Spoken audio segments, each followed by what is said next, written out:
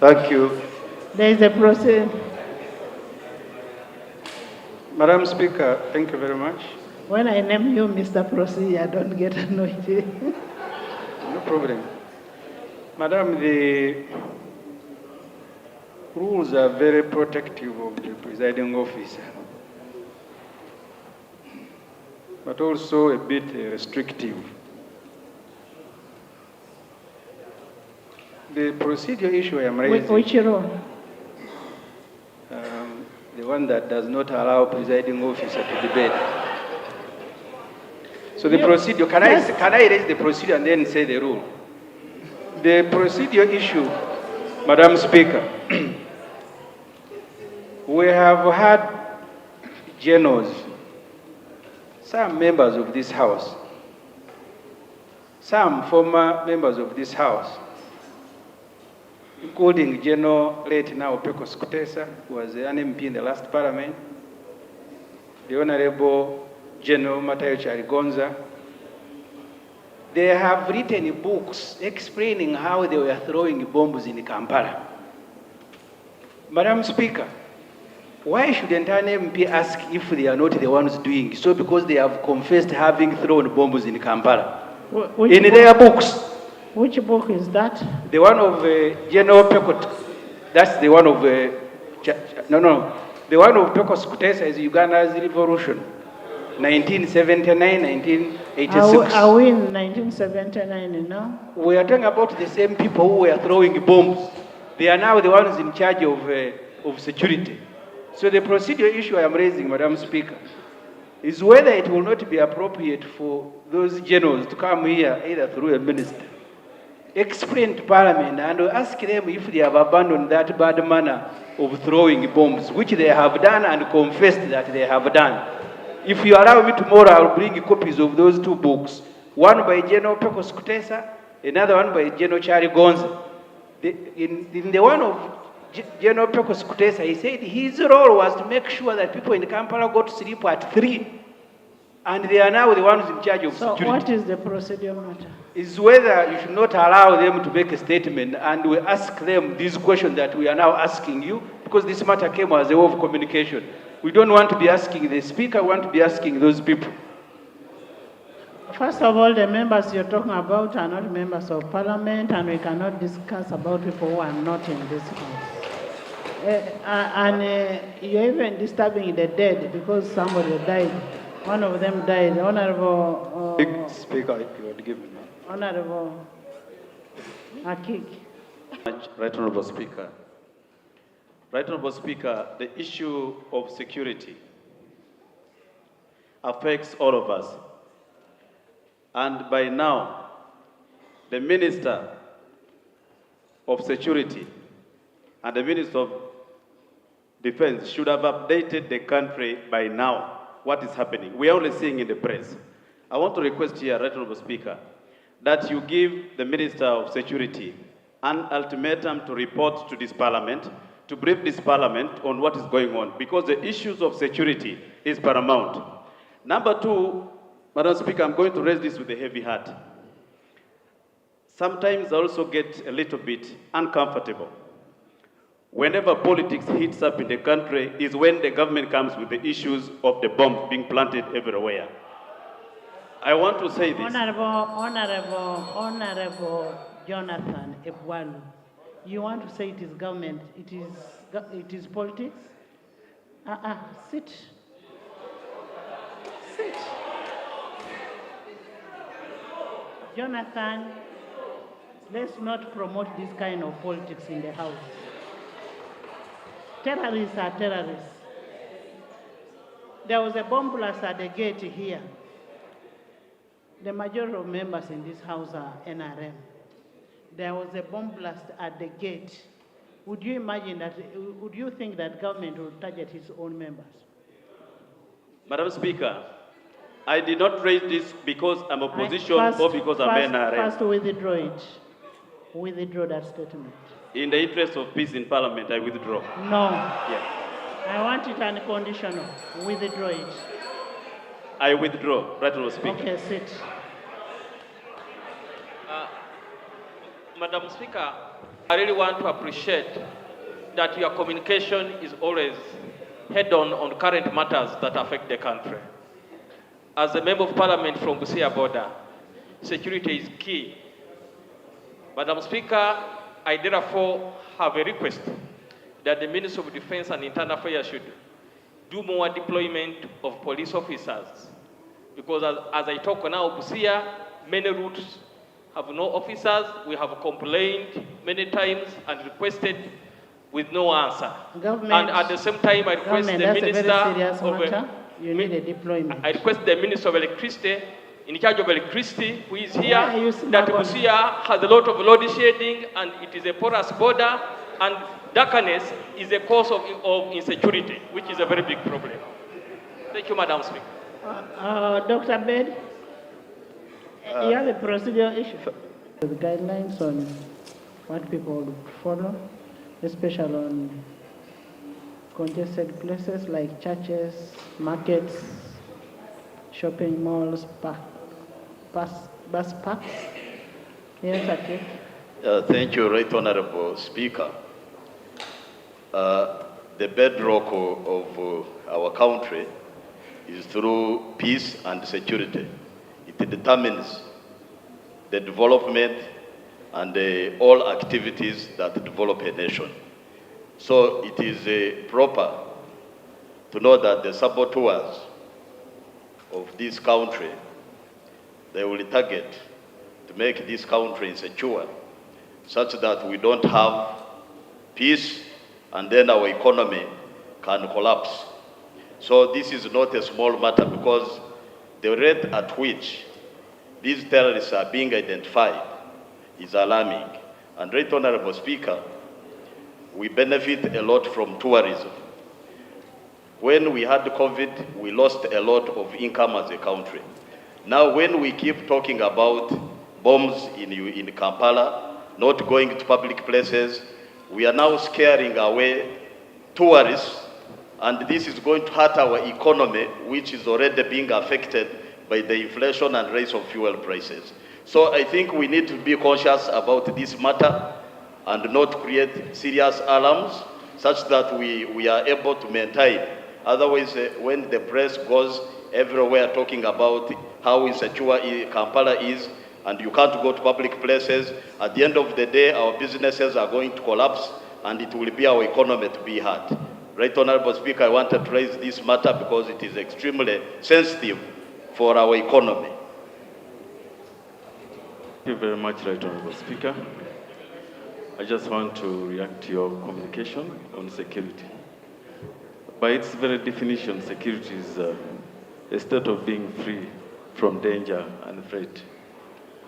And when we heard of the threats on the security within big gatherings in this city, I think everyone stood quite alert and felt what it is.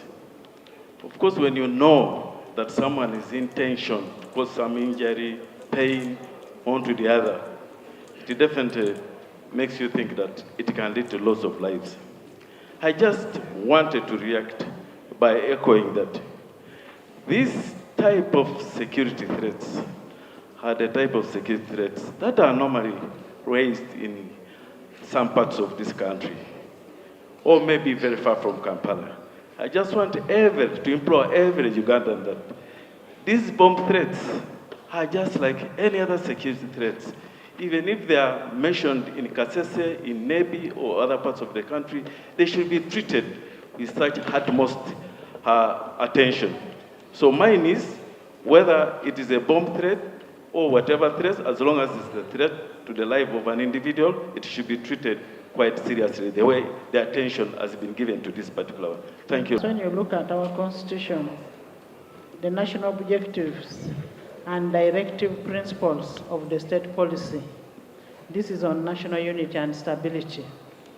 All organs of the state and the people of Uganda shall work towards the promotion of the national unity, peace, and stability. So it is our responsibility as all of us Ugandans to ensure that we work towards that peace and the unity in the country. Yes, Maurice? Thank you, Right Honourable Speaker, your commitment and making sure Ugandans are safe. Right Honourable, in Kampala, they are lucky that communication is easy. And nearly security and the police and the army officers are just a door. The next door you will either be near a police officer or an army officer. Right Honourable, the areas will represent up country because nobody knows the intentions of these people. These people could know that there is tight security in Kampala and they migrate to Bugabula. And all of a sudden, tomorrow you hear a different story. Nobody knows where they are and nobody knows their movement.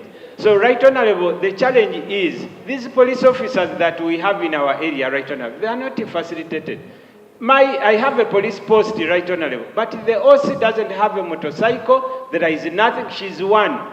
The next police post is around 15 kilometers. There are no police officers. There is nothing.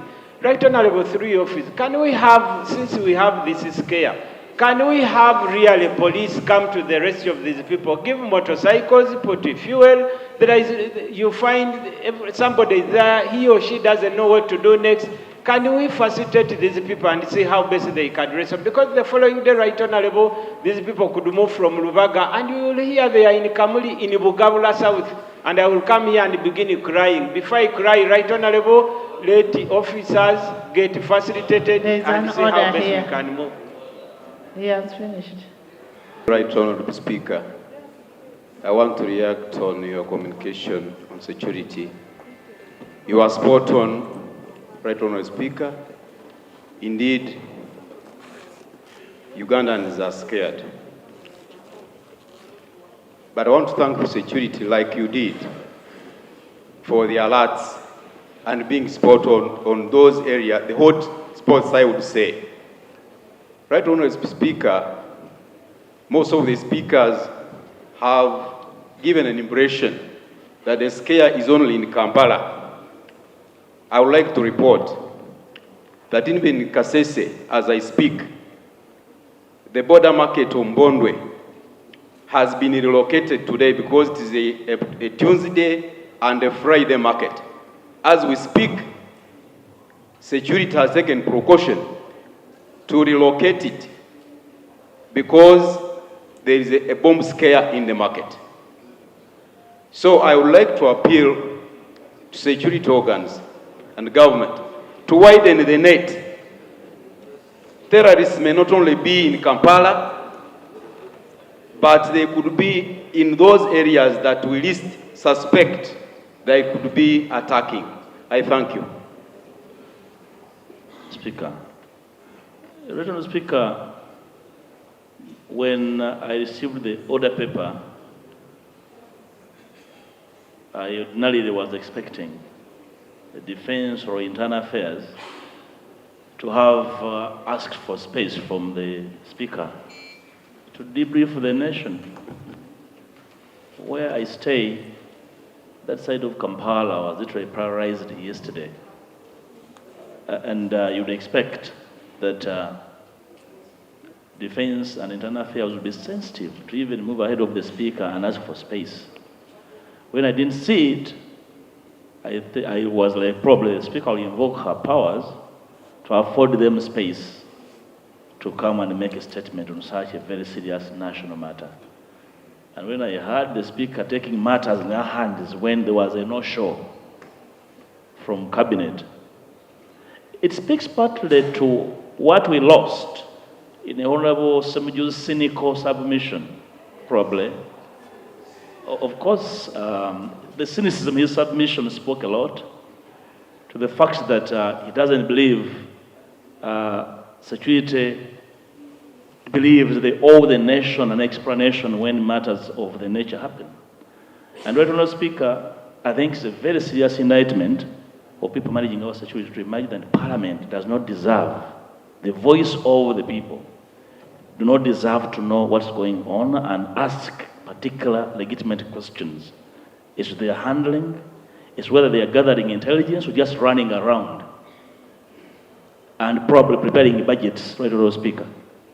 So we demand that the Minister in charge of security appears here and explains for Parliament really adjourns, what should we tell our voters when we leave this place? That somewhere, somehow, the speaker is just demanding and you people do not care? And you had a cabinet meeting and you never thought that somebody should come and brief parliament on this subject, and you have a prime minister here? The speaker must go out of her way to raise this matter for you. We are not refused. You are the executive, we are parliament. Are you sleeping on duty? The speaker must remind you that you owe the nation a very clear, unequivocal explanation. Without it, the Honorable Ssemujju has every reason to draw from a history and the history of conduct of elements within our security to make inferences, even when some of these inferences could be far-fetched. Honorable Speaker, I feel the front bench is sleeping on duty, and I want to invite your prerogative to demand of them to brief Parliament before the House and the Judge Honorable Speaker, because it's very serious. What have they come to do? Beyond securing the nation, why are you here? To tell us what? So, Right Honourable Speaker, that my friend, the Minister for Children, has come to brief us about children. That my friend of trade is here for very serious trade. Trading in what? Right Honourable Speaker, I believe they are cheating us and they are taking the House for granted. I thank you. Honourable members, yes, Prime Minister. Right Honourable Speaker, I want to assure this House, Right Honourable Speaker, that the executive is not sleeping on the job. If it was doing so, you wouldn't have known what is happening in the countryside. Because it is because of the work that executive is doing and security is doing, is that you were informed of what was happening and what has been done, and that's how you came to pick that information. Order. Right Honourable Speaker, Order, Madam Speaker. On matters concerning security, Order, Madam Speaker. it is supposed to be His Excellency Order, the President Madam of the Republic of Uganda Order, Madam Speaker. to come up to guarantee the Minister of Security to come and brief and give. Honorable Macho, when you're smuggling in the microphone, you don't switch on the microphone and say order. And because you switched it on, I'll not allow you to speak. So can we have the minister finish? Thank you, Right Honourable Speaker. So, Right Honourable Speaker, like I was saying, it is His Excellency the President of the Republic of Uganda, the fountain of honor to guarantee the Minister of Security to come and make a statement on issues concerning security. Honorable. And I understand he is aware the Cabinet was briefed. You listen, wait, let the Prime Minister. Cabinet was briefed, and I know a lot is being done around the country to come and brief this House about the security matters. And the last, Right Honourable, security issues, most of them are not supposed to be public. Like my colleagues, honourable colleagues, are talking here in the House, telling them how many security officers you have at a certain point. You are letting the people how vulnerable you are. That this, when you come here, you can make your target. So I think since there are security issues, we need to be just vigilant and don't expose our weak points. Thank you.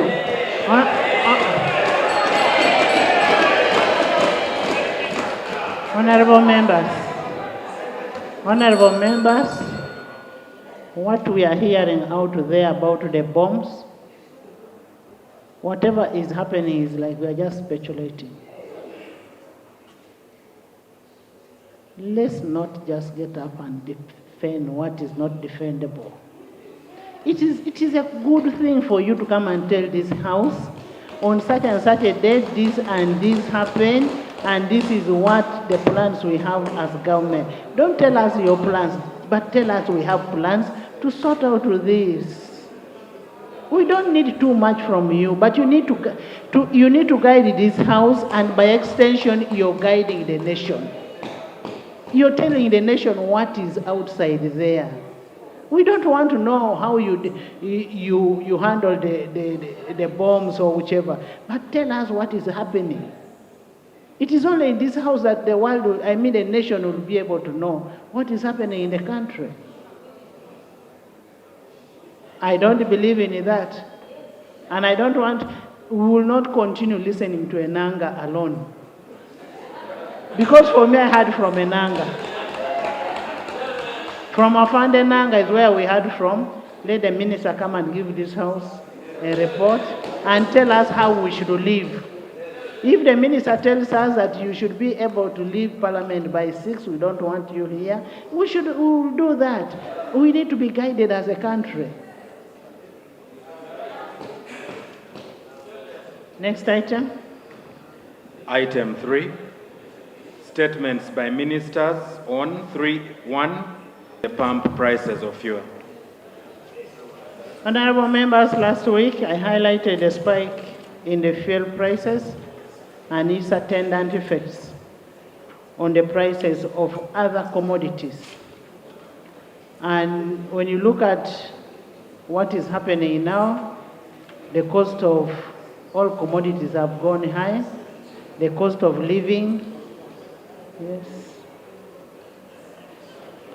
Madam Speaker, you raised the pertinent matter to the Prime Minister, but you did not give a time frame. No, I need a report tomorrow. Most obliged. I need a report. I said Thursdays for members. Let's have a report tomorrow on the issues of security. So, Honorable Minister, pursuant to Rule 52, I invite you to come and give this House your report, and by extension, you're giving the report to the country on the immediate, mid-term, and long-term measures that you're putting to ensure that we have fuel prices managed. Report? I'd actually submitted officially. Yes. Right, Honorable. Madam Speaker, the loans that we process in this Parliament, the President at one time said he must clear them.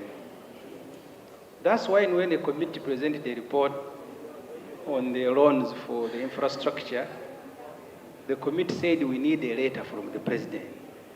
The Prime Minister has said just a while ago that the Minister of Defense or Security or whoever to come here and make a statement, he needs a clearance and a letter from the President.